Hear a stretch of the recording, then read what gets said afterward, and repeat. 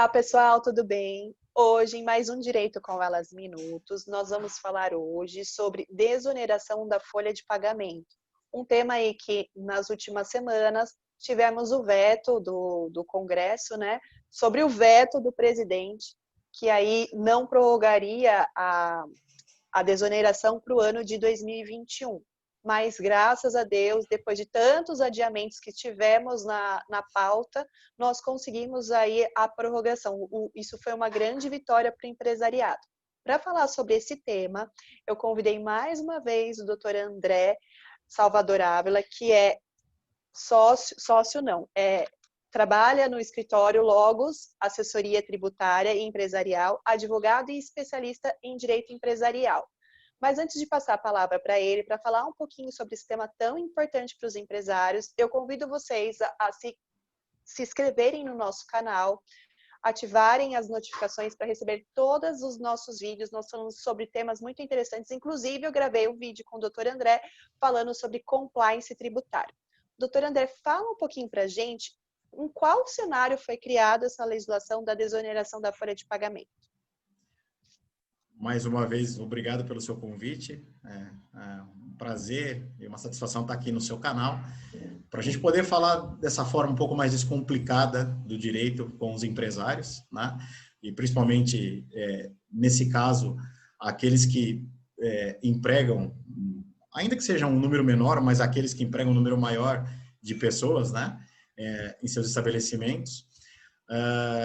E para iniciar, para dizer para você que, na realidade, um dos efeitos da tributação é a função indutora, ou seja, o legislador, e por ele é autorizado também por lei, a usar o tributo, ou nesse caso especificamente da contribuição previdenciária, como uma maneira de provocar um reaquecimento da economia. E essa desoneração da folha, ela foi criada nesse sentido. Lá no ano de 2011, a União, obviamente, a gente vivia uma situação econômica, muito provavelmente, se a gente estivesse vivendo a situação que a gente está vivendo hoje, a gente não ia nem se cogitar uma criação de uma desoneração dessa, exatamente porque a gente vive uma situação econômica distinta, né? E o que a União vislumbrou e o Congresso, né, as casas do Congresso aprovaram? Uma legislação que dá a opção para o contribuinte, para aquele que paga salários, a optar entre pagar a contribuição patronal que é por ele devida com base na folha de pagamento, que aí você tem um percentual de 20%, isso está na lei previdenciária, na lei 8212 de 91, ou optar por pagar essa contribuição previdenciária patronal com base na sua receita bruta. E a receita bruta não é aquela receita bruta de todas as vendas ou ingressos que acontecerem. A legislação prevê, inclusive, umas exclusões. Então, isso foi uma maneira de respeitar-se mais a capacidade contributiva desse contribuinte, né? No sentido de que, olha, se eu tiver uma receita maior, eu vou pagar, obviamente, um percentual sobre essa receita, mas se ela diminuir, proporcionalmente, eu pago menos contribuição patronal previdenciária, que é a opção que eu não tenho quando eu pago com base na folha de salários. Então, foi, como a doutora bem disse e introduziu, foi muito importante esse alívio a esses 17 setores, serviços de transporte, tecnologia da informação, empresas de radiodifusão e empresas jornalísticas, porque normalmente são empresas que têm no seu capital, na mão de obra, talvez uma das suas maiores despesas. Então, você poder possibilitar que esse contribuinte opte por pagar com base nas suas receitas. Se você imaginar, por exemplo, uma empresa televisiva ou de radiodifusão, que inegavelmente ela deve ter tido um decréscimo nas suas receitas advinda de patrocínio, até porque ela não pôde mais produzir conteúdos novos, né? Ela não pôde, alguns conteúdos que demandam a participação de muitas pessoas, isso ficou, isso está congelado, vamos dizer assim, né? Não pode ser feito. Então, é muito importante porque nós estamos passando pelo período ainda da pandemia, nós já sentimos os efeitos, mas nós estamos vivendo um momento de recessão econômica que ela pode sim se agravar, e essa desoneração vem a bom tempo para possibilitar a esse empresariado ter um fôlego na retomada econômica que vai ser necessária e fundamental nesse período durante e pós-pandemia. Não, e aí, me fale, mais um ano, qual vai ser assim, a importância para o empresariado ter mais um ano? E você vê essa possibilidade de prorrogar por mais anos essa desoneração diante desse cenário que hoje a gente tem? Na verdade, acho que é mais imprevisto, mas você acredita que existe a possibilidade de manter-se isso prolongadamente, mais que dezembro de 2021? Na verdade, pela situação que nós estamos vivendo, eu acho que é um pouco imprevisível mesmo. Mas o que pode ser um termômetro Tá. da eventual manutenção dessa desoneração é exatamente ocorrer uma retomada econômica, e a retomada econômica ela vai significar um aumento de arrecadação. Porque qual que é a questão da manutenção da desoneração? É que, na verdade, todos os tributos, e nesse caso que é uma contribuição previdenciária, embora ele tenha essa pecha e esse carimbo de contribuição previdenciária, ele entra num caixa único da União. E aí, na realidade, a União ela é obrigada a várias despesas, como despesas com saúde, educação, enfim, todo aquilo que o direito financeiro impõe ao gestor público, né, aplicar, e existem os gastos obrigatórios. Então, se você tiver um cenário em que a arrecadação tiver uma recuperação, nós vivermos um cenário de retomada econômica de uma maneira, vamos dizer assim, substancial e sustentável, eu acredito que pode sim haver a manutenção. Agora, se o cenário for esse, ou houver até o agravamento, infelizmente, do ponto de vista econômico, eu acredito que seja muito difícil da manutenção desse benefício, porque é isso, né? É um valor de arrecadação que o Estado ele abre mão legalmente, ele pode fazer isso, só que a lei de responsabilidade fiscal, o direito financeiro, ele vai obrigar o gestor a falar, mas tá bom, só que você tem um orçamento e esse orçamento precisa ser aplicado nas áreas de despesa obrigatória e em outras áreas. Como é que você vai fazer? Vai conduzi-lo provavelmente a fazer escolhas, como foi feito. Algumas áreas sofrerão cortes em razão dessa desoneração. Então, na realidade, talvez nós tenhamos que pensar numa reforma que desonere sim a atividade É, produtiva, né, e que traga para o contribuinte uma situação de maior previsibilidade no cumprimento das suas obrigações, não é? Que talvez, talvez não, com certeza, que crie um ambiente de segurança jurídica, porque o que o ambiente de insegurança jurídica que nós temos hoje, ele produz? Ele produz contencioso. É o Estado entendendo que o contribuinte não agiu da maneira correta, e mesmo quando o contribuinte age por um eventual erro, ele vai sim exigir do contribuinte aí com penalidades altíssimas, e isso gera um contencioso tributário que não é a melhor da situação para o contribuinte, definitivamente. Mas só para finalizar a resposta à sua pergunta, eu acho que ela é muito importante, porque ela acaba sendo um componente para auxiliar o empresário nessa retomada da economia, mas se nós tivermos um cenário de não recuperação econômica para o próximo ano, muito provavelmente nós teremos a finalização desse benefício, dessa possibilidade, em dezembro de 2021. você acabou de falar sobre o contencioso, e eu até lembrando aqui também que esse ano acredito que foi também para a minha área previdenciária, que afeta um pouco até essa questão que você falou da desoneração, foi o ano que mais teve na história do INSS negativas de concessão. Consequentemente, isso haverá um número enorme de ações. Então, veja, o impacto de tudo isso é a judicialização. Então, a desoneração, no meu caso do INSS também, então a gente tem que realmente pensar nessa parte preventiva, estudar. E aí, entrando nessa questão preventiva, qual é a sua opinião que a gente poderia aí verificar quais são as alternativas de alívio, né, tributário para os próximos anos que a gente poderia pensar para aliviar a questão econômica das empresas? Bom, além da desoneração, você tem muitos estados que prevêem regimes especiais. O que são regimes especiais? são uma forma de você possibilitar o contribuinte o cumprimento de uma obrigação tributária, ainda que seja a principal de pagar o imposto.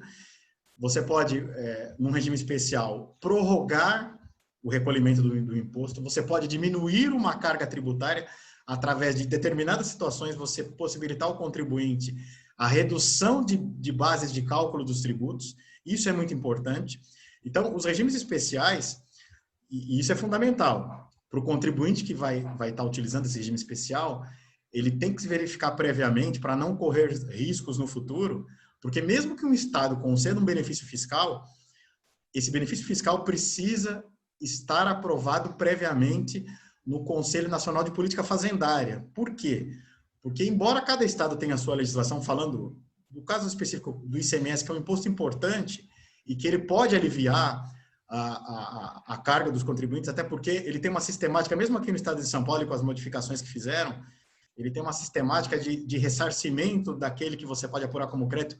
É uma sistemática de ressarcimento ainda muito custosa ao contribuinte, demorada, e que muitas vezes não atende o contribuinte, porque é aquela coisa, o imposto que eu tenho que pagar antecipadamente, o que ele significa? Ele significa aquele dinheiro que saiu do meu caixa e que eu não vou ter para fazer um investimento na minha própria atividade, que eu não posso reinvesti-lo, eu não posso contratar mais mão de obra, eu não posso ampliar a atividade.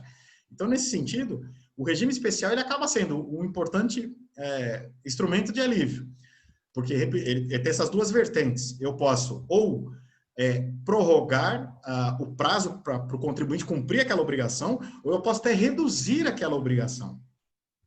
Mas talvez num momento, vamos dizer assim, no segundo momento, o mais importante seria uma reforma tributária que trouxesse uma maior previsibilidade dos tributos, que, se possível, houvesse uma diminuição de carga, né?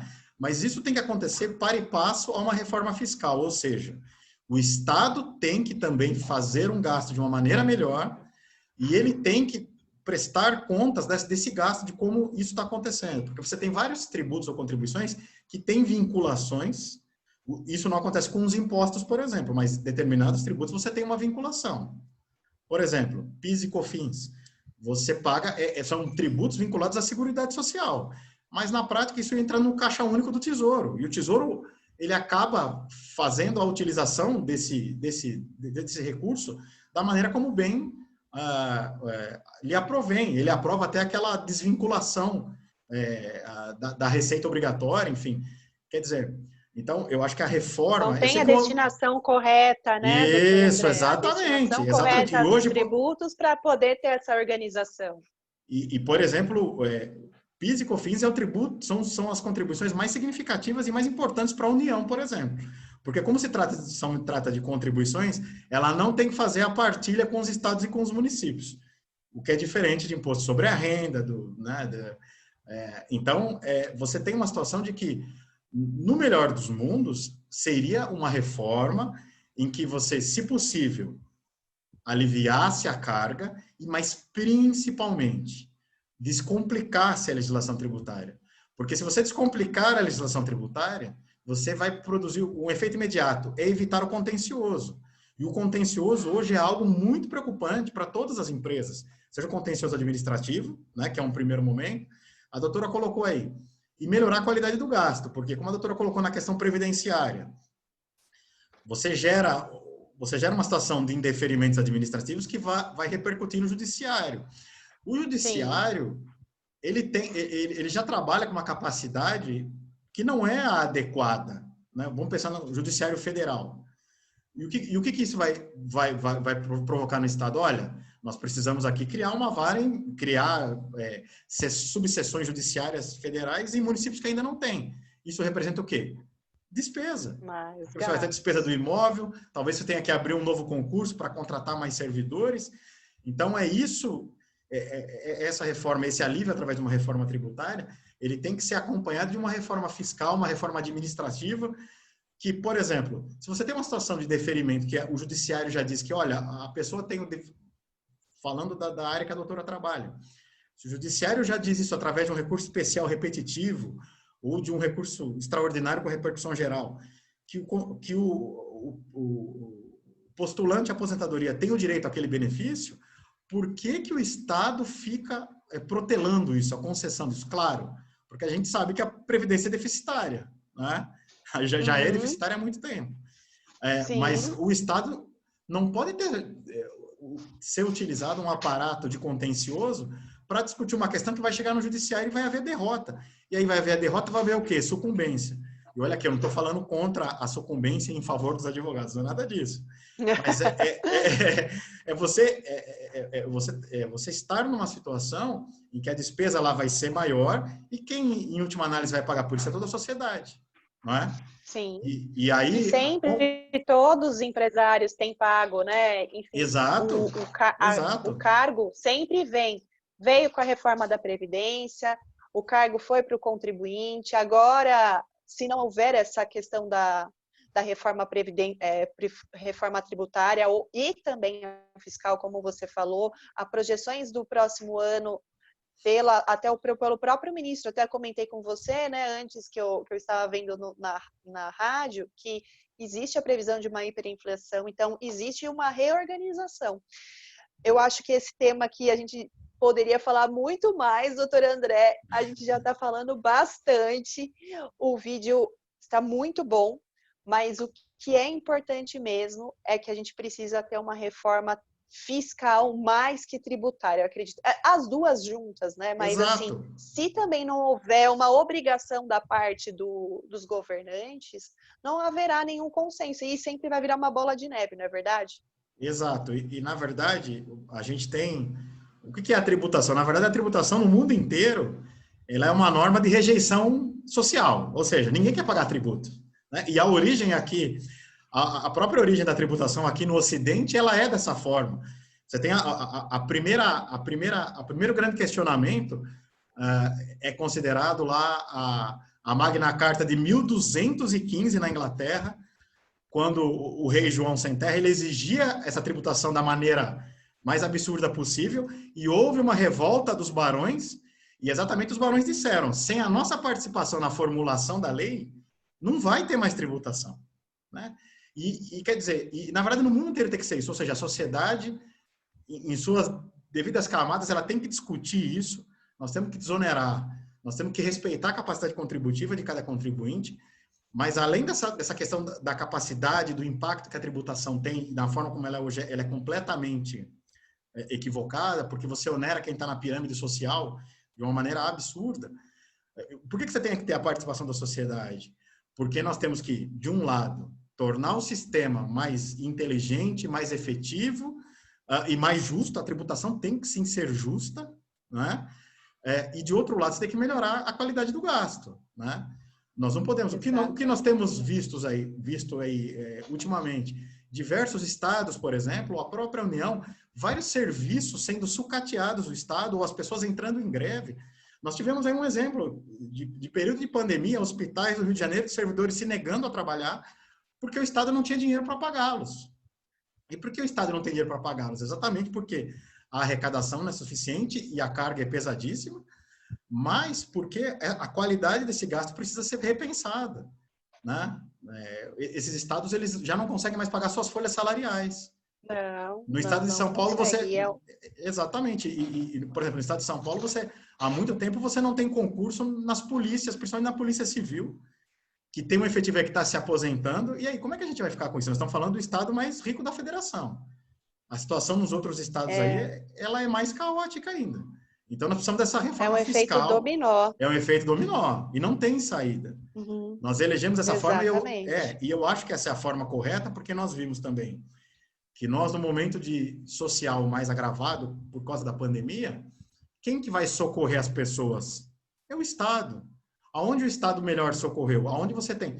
Porque o SUS, com todos os defeitos que ele possa ter, nós temos um SUS. E que bom que nós temos o SUS.